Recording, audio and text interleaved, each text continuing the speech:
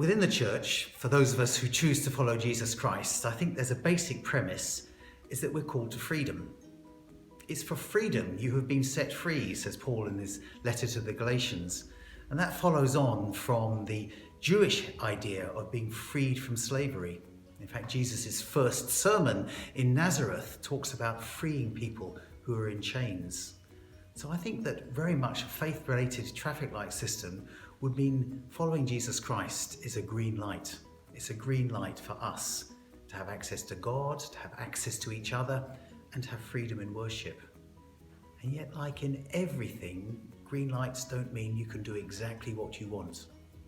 There are some constraints that are being put in there for us in order to look after each other.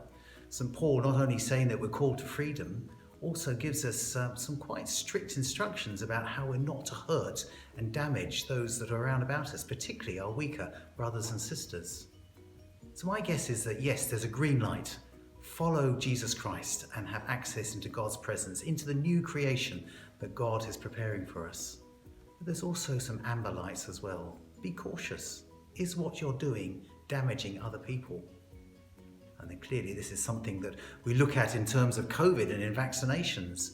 In Paul's time it was eating meat, approach to idols.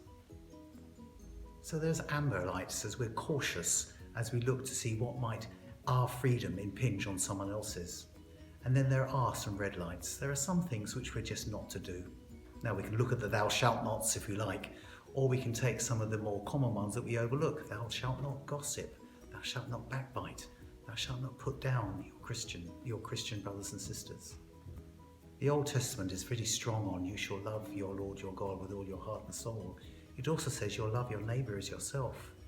There's also the instruction to love the resident alien. This is not an option. We are called to love and to care for and to look out for the bestness. So yes, there is a traffic light system in faith. Green light, into God, into freedom. Be the people we're called to be. And a red light, let's not damage others.